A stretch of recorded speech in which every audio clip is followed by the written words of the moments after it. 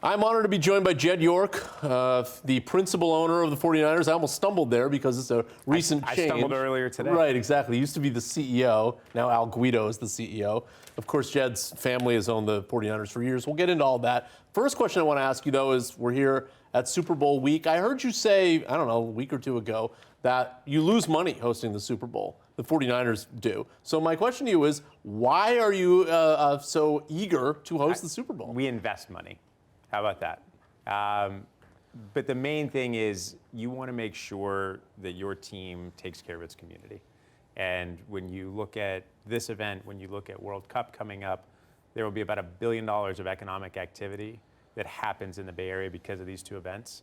And I mean, you see San Francisco now. You know what the reports were before Mayor Lurie took office. You see the great turnaround. We want to showcase that. We want to showcase the great things that Mayor Mahan is doing in San Jose and all the wonderful things in the Bay Area. And this is the biggest sporting event in the world. I would imagine there's probably some benefit from a sponsorship standpoint too, right? In other words, your partners can take advantage of this week. Absolutely. I mean, this is giving back to those folks and letting them activate their brand and doing as much as they possibly can. And obviously, I think it works out in the long run. But this is part of being a good partner. You have to invest money to make sure that people around you do well. I think I should have a disclosure here. I'm a lifelong 49ers fan, so I want to throw that out there before I enter this next portion of the interview, because I want to go through your tenure as the owner, almost like a Harvard business case study, because in my mind, there's sort of three parts to your, so far at least, to your ownership tenure. One, when your parents take over the team and a few years go by, and then you become sort of the CEO, the de facto leader of the team. To me, that's about 2008 to 2014. Then there's 2014 to 2017, a second era, which we'll get into in a second. That was a super fun era. Super fun era for you. I think the outside perception of you changed at that era in terms of 49ers fans. And then the most recent era, which is the Kyle Shanahan, John Lynch era, where the perception of you changed again. And so let's start in the beginning, which is your parents get the team from your uncle, Eddie DeBartolo. You're, what, 19 years old or so at the time? I mean, it depends on what year you want to go to. Right, sure. But it started when I was in high school. In high school. Okay. And sort of concluded when I was in college. Yeah. When that happens, are you immediately thinking, oh, I want to be the person that runs the 49ers one day? No. I mean, I always wanted to be a part of my family business since I was a little kid, and that goes to my grandfather, whether that was real estate, the 49ers, the Pittsburgh Penguins. We had thoroughbred racetracks. There was all kinds of things that my grandfather did and started. I knew that I wanted to continue a family legacy. And I mean, as a little kid, I didn't think that the 49ers were going to be part of my direct path. Exactly, yes. And so at what point do you decide, you know what, I want this job? Dennis Erickson being here, working at Guggenheim in New York, and having a horrible season in 2004, watching games at a sports bar down the street from my house when they would only put 49ers games on a TV that was about like 12 inches, and I was the only person watching those games. Okay. I knew that I needed to be here and try to get this team back to where it belongs. You thought at that point, I can do better than this. I mean, we were 2-14. Right. It wasn't super hard to do better. Sure. But was it clear to you from a management perspective that things were kind of going off the rails? It was clear that we needed presence here with our main asset, right? Looking at Candlestick, which I have fond memories of Candlestick, I assume you do too. From a business standpoint, trying to renovate Candlestick would not have been a great idea. And I'm sure we can get to that at Levi's down the road and how I think about where we are. Yep. But when you look at Candlestick, because it was not maintained well, and there was really not a program to maintain that stadium, it was originally built for baseball.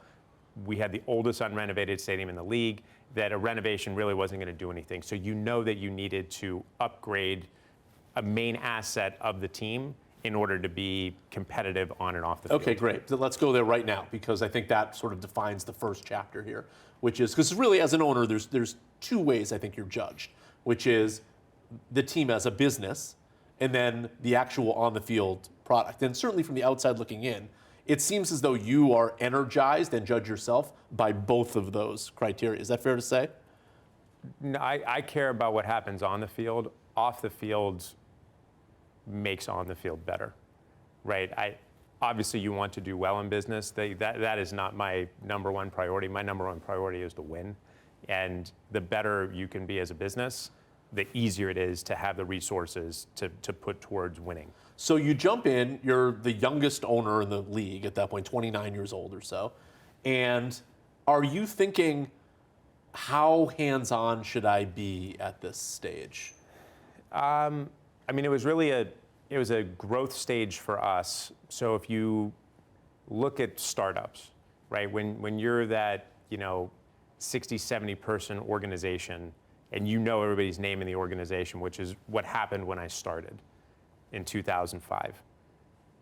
We went from that to, call it 300 employees when Levi Stadium opened in 2014. You go from knowing everybody and knowing something about everybody to trying to remember people's faces. It's a change in your organization, and anybody that grows knows that and understands it.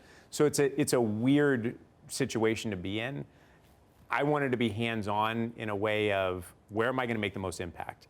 And where I'm going to make the most impact at that time was making sure that we got a new stadium done and making sure that our football operations got up to speed. So you get the stadium done, that's a win. You go through Mike Nolan to Mike Singletary from a coaching perspective, and then you find Jim Harbaugh. And then within a few years, you're now back competing for Super Bowls, NFC championships. And it seems as though, I would imagine from your standpoint, that you're thinking, man, I've got this. Like, I'm doing this right. Fair? It's fair.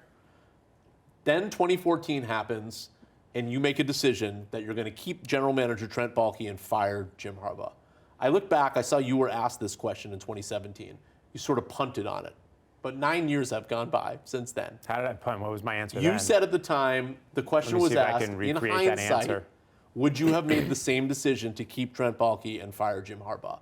And at the time you said, we really only want to focus on the future here and not look back. But enough time has gone by now, I hope, and we're looking at this as a case study. Would you have made that same decision, or would you have done something different? So I would say I highly, highly, highly recommended Jim to friends of mine at the Chargers because I know how special Jim is as a person, as a coach. I think we got off kilter, and I think the things that I learned from that are making sure your general manager and your head coach are on the same page. And I think that's what we have with John and Kyle. And that's what's allowed us to have success. I want to push back on it a little bit, though, because I think that's what maybe you've learned now, but it wasn't an instantaneous thing you learned, because there were 2 years that went by there when you again had a coach and a general manager and a coach and a general manager. And so I think you ultimately you have to have a ended up level in that. of success, right? It's not just about them getting along. Like, you have to have a level of success. And obviously we didn't have that with Jimmy T. We didn't have that with Chip. You have that now. So it's really hard to go back in time. Well, again, and say, this is right, this is wrong. Just analyzing it, though, purely from a business case study, I would think one could come to the conclusion that what you should have done in hindsight is kept the coach and lost the general manager. It's easy to say that. I don't know that we were in a position at that time, from a personal standpoint with Jim and I, that I will take the lion's share of that blame. So it's hard to say that's what we would have done then. It's easy in hindsight to say Jim is very talented. I think Trent is talented, right? I think Jim has had more success outside of the 49ers, so it's easy to say that. But I don't know that I can go back and say in time that is the right decision. No. The right decision would have been, let's get the hire right after you move on from somebody. And it took us 2 tries to get the right decision. Just one more question on this, though. The only thing maybe you could say is, well, you and Jim were in a bad spot personally then. Is there something you could have done differently to steer that in a different direction? I think there are things that both of us could have done. And again, it takes time to learn. That's why when I look at where we are now, having Kyle report to me, and I go to Bill Parcells, who I think is one of the best coaches in history, but one of the best football people that's ever lived. I think his quote, and I will butcher it, but it basically boils down, I'll tell you how good a franchise is and how far the distance is between the head coach and the owner. And that's what I would say. I wish that I was closer with Jim during that time, so you could undo some of the things that happen over a multiple year period that I think Kyle and I have been able to adjust and work through because we have a better, closer working relationship. So you hit it right with Kyle and John, and there's been now many years of success with that. You talked about how having a GM and a coach on the same page is so important. But it strikes me that, again, from an organizational standpoint, there is a bit of a risk involved when you're taking two people with two distinct jobs on at the same time and they're joined at the hip. And the problem would be if player evaluation struggles and coaching is strong, or vice versa. Because then I think from an organizational standpoint, you might be stuck, right? You're like, can I undo this pairing because I've brought them both on together? Is that a concern of yours? Because I will say that if you look at the 49ers' 5 or 6 drafts outside of Brock Purdy, which was a little fluky, I think we can all admit, I think there's only one Pro Bowl player that's come out of the last 6 drafts. I mean, I don't think it's fluky. I think the league is flawed in how they look at things. Well, it was a 7th round pick, though. Still, you know, but like he was a 3rd round grade. Sure, right? Sure, but maybe you should have picked him in round 4. You know, I mean, I don't know. But if you didn't invest 2 first-round picks into a quarterback the year before, and you didn't have a which was a mistake in hindsight, yeah. Right? Yeah. But if you don't have guys on the same page, you can't make those mistakes, right? And I think that gives you a much better chance of being successful because ultimately we're investing in the position. Mm-hmm. We got the position right, which happened to be a 7th round pick. Sure. But this is a guy that if we didn't make that decision before, we probably would have taken Brock in the 3rd round. And just to get me clear, I'm not saying that there's a problem here. I'm saying that organizationally there could be an issue because if you find one stronger, if you think that player evaluation is weak, you've got Kyle now that's so involved in the player evaluation with John that there's no way of separating those two things. Is there? I mean, it's about winning and losing, right? So there's a lot of different ways to put an organization together. I personally feel that this is the best way to put it together, to make sure that those guys are as much on the same page as possible, because I've seen it where those guys are not on the same page, and you could have and should have won Super Bowls and you didn't, right? This season is a great example of a lot of injuries, a lot of things to overcome, and I think we far exceeded what the realistic expectations outside of the building would be for this team this year. They're not what my expectations are, no matter what the obstacles that we face are. But that shows you what everybody being on the same page can do. And is the understanding sort of that this is a package deal, even when you hired them? Like, you guys are going to ride or die together. Like, we're not going to separate you, John and Kyle. I think you're going to separate coaching and scouting. Like, those two departments, they have to be working together, right? No one is going to be there in perpetuity. Like, these guys are not going to be the last head coach and general manager in the history of the San Francisco 49ers. But if you can continue to build from within and know that you can promote from within with this type of culture and this type of system in place, I think that gives you the best chance of success. You mentioned the injuries. I have to ask at least one question about this whole substation thing that's going around. I heard you say to Kay Adams, look, this thing's nonsense, basically, like debunk it now. But you also heard John Lynch say, we're going to look into this. I mean, I'm just going to be like really point blank with you. Is this some sort of like, you have to kind of make it up like we're looking into this thing that doesn't really exist? I mean, I'm personally not going to look into it, right? Like, we have a lot of people on our staff that can look into all of these things. But what are you looking into if it doesn't exist? I don't believe it exists. Yeah. I mean, this didn't come up until, 3 weeks ago? Right. And like I said, we moved there in 1987. We've won 3 Super Bowls since then. Those teams that were there, Joe finished his career there. Steve was there for essentially his entire NFL career with the 49ers, right? I just don't believe that it just instantly turned into something that is an issue. So it's hard for me to believe that something that we've dealt with for 40 years is now an issue today. One more management sort of football question that you went through this year was the Brandon Ayuk situation. Obviously, we've heard Kyle Shanahan talk about it, John Lynch, sort of an unprecedented situation. At what level are you involved in that situation? How did you deal with it? Look, I trust those guys to make decisions with the roster. If I was going to spend all of my time trying to evaluate players, I'm sure that that's something that I can do. That is not my expertise. And I have to trust my guys to do what they think is best for the team. We are going to make mistakes.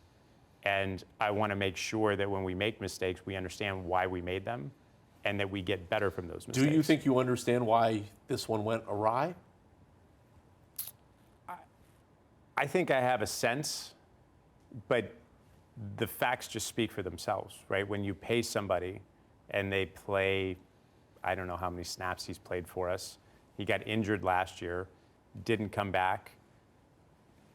That's a personal thing for Brandon to answer. I can't answer why he didn't come back and wasn't available, but we clearly put money in a place that didn't give us a great return and a great impact on the field. So we need to do better than that.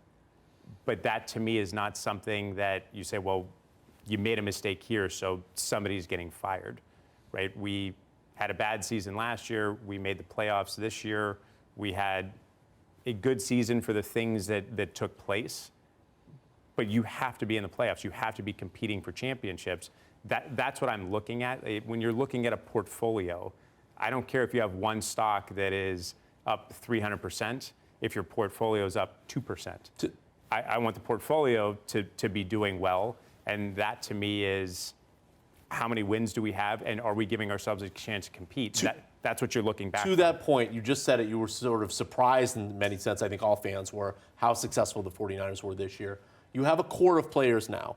They're all 30 years old, getting up there, Trent Williams, Nick Bosa. Do you feel like, because you kind of sat out free agency last go around, Yep. Do you feel like you owe it to these guys that this offseason, we got to go for it? I mean, I think we always go for it.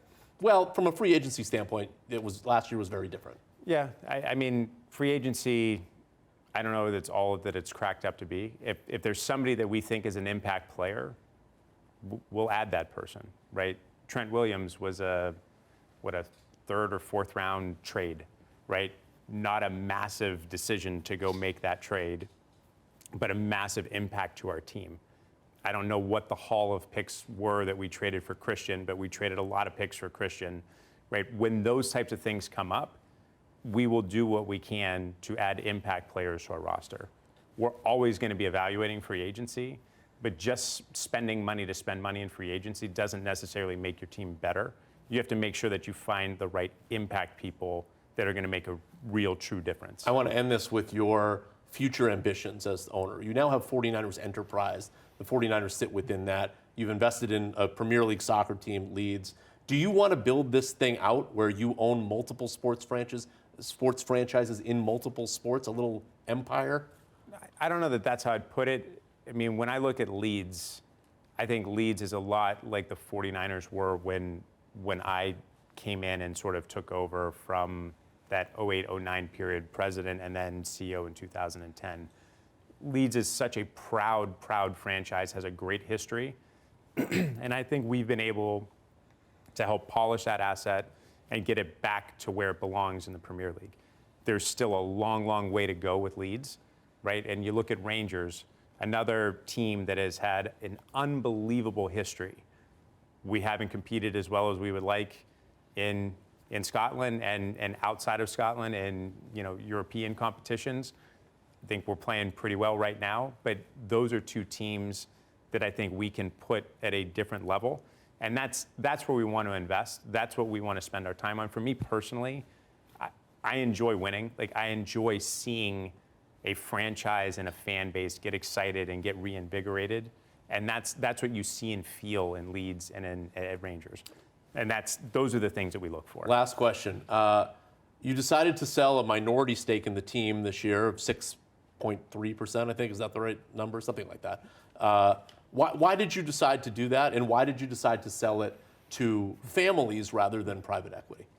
I mean, always looking at different asset allocations for a family, right? This is a very large asset for my family. And when we were looking at redistributing some of that, how do you figure what you want to do in the long run? To me, I would much rather work with families that are going to be there for the next 30 plus years, right? Those are the types of investors that we're looking for. Instead of making a quick return, you mean?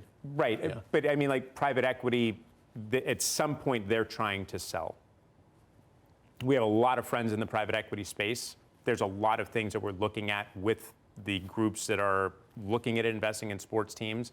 We may do something with some of those groups and things in and around the 49ers or other sports. I would just rather have people investing in the 49ers that I know don't ever need to sell this asset, and they're going to be people that are going to be great partners, and that's really what we brought in. It won't be at Levi's, but I hope I speak to you next year at the Super Bowl with the 49ers in it. I'm hoping, man. Thank you, I'm Jed. hoping. Thank you. Appreciate you doing this. Absolutely.